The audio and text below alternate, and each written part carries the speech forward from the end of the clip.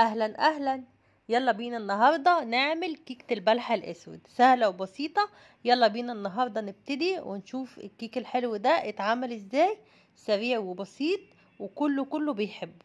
صدقوني يا جماعه الوصفه النهارده تحفه وملهاش حل. كيك مكرمل كده، حاجه خيال. يلا بينا النهارده نبتدي، واللي لسه ما يعرفنيش عن مطبخ ست هانم، لايك وشير وسبسكرايب عشان يوصل لكم كل جديد. ويلا بينا نبدأ الفيديو، بس قبل ما نبتدي نصلي على سيدنا محمد ونقول بسم الله. يلا بينا نبدأ الفيديو. بصوا بقى، في الوصفة النهارده بسيطة.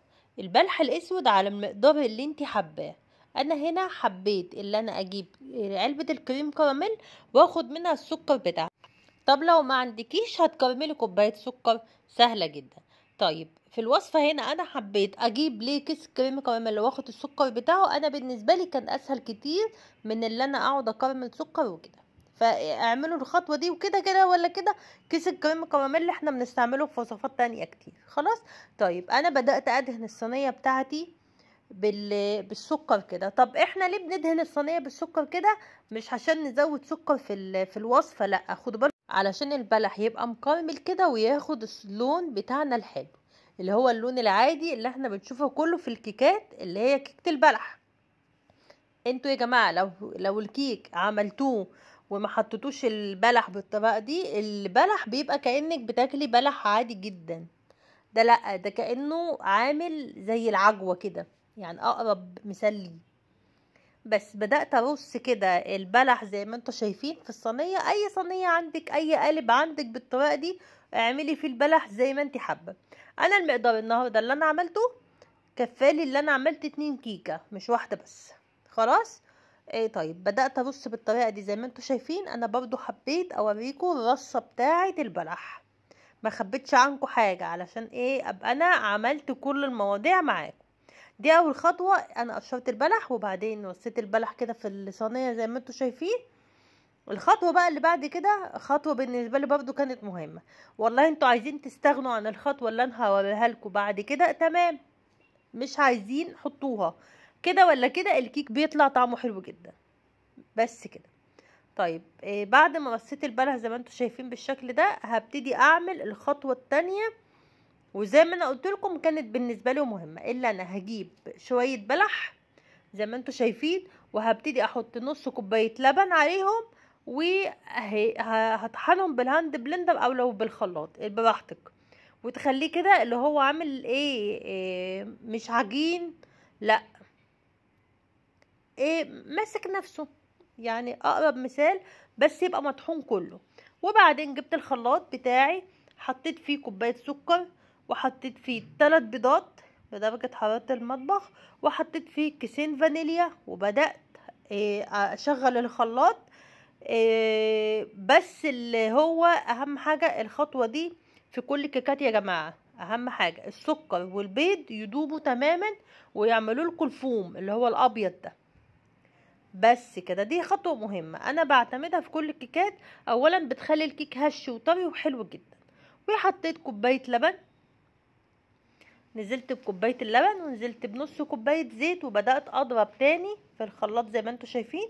وخلصت كده بدأت اجيب معايا كوبايتين الا ربع دقيق. في هنا نص كوباية ما تصورتش، كوبايتين الا ربع دقيق يا جماعة. خلاص، علشان ابقى ايه واضحة معاكم، المقدار ده عليه كوبايتين الا ربع دقيق. إيه، اهم حاجة ندخلهم كده علشان برضو الدقيق يدخل له هوا. وبرضو يا جماعة ده من نجاح الكيك بتاعك. وطبعا اهم حاجة اللي انت تشغلي البوتاجاز بتاعك ايه على درجة حرارة عالية قبل ما انت تدخلي الكيك بتاعك. حطيت رشة ملح، وحطيت معلقة بيكنج باودر كبيرة، او تحطي معلقة كيك شيف كبيرة. ونزلت بالمكونات السائلة بتاعتي اللي هو البيض والزيت واللبن وكده. وبعدين قعدت اقلب كده لحد ما القوام تماسك. وبعدين نزلت كده بحبة على الخليط بتاع دي الخطوة اللي انا قلت لكم ممكن ما تعملوهاش، يعني ممكن تصبوا الخليط بتاعنا ده كله اللي هو خليط الكيك على البلح. بس كده. عايزين تستغنوا عن الخطوة دي براحتكم خالص خالص. انا يعني زودت الخطوه دي من عندي خطوه جديده حلوه، وطلعت الكيك طعمه جميل. عايزين تستغنوا عنها براحتكم، مش عايزين مفيش اي مشكله.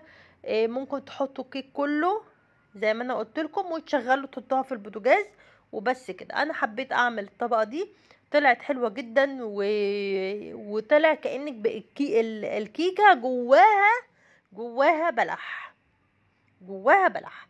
لكن انت لو كنت حطيت المكونات بتاعتك كلها كده مش هتحسي بقى ان الكيك جوه بلح، لا كانت هتبقى كيكه بس والبلح عليها من فوق، برضو زي ما انت تحبي. عايزه تقللي الكميه دي تحطي يا دوبك حاجه بسيطه. في يا جماعه خطوات اختياريه ممكن ما تعملوهاش، خدوا بالكم. والكيك بتاعنا طلع من الفرن لذيذ وشكله تحفه وطريقته سهله وجميل قوي قوي وطعمه حلو حلو حلو. جماعة الكيكة دي مسكرة، اللي مش بيحب السكر الزيادة فيها ما يحطش البلح جوه. انا بلغتكم اهو، قلتلكوا علشان ما ترجعوش تعملوها وتقولوا هي ما قالتش. اللي بيحبها عادية ما يحطش البلح جوه، يكفي خالص البلح خارجيا بره. ولو عجبكم الفيديو وعجبتكم الطريقة، لايك وشير وسبسكرايب عشان يوصل لكم كل جديد. مع مطبخ ست هانم، مع السلامة.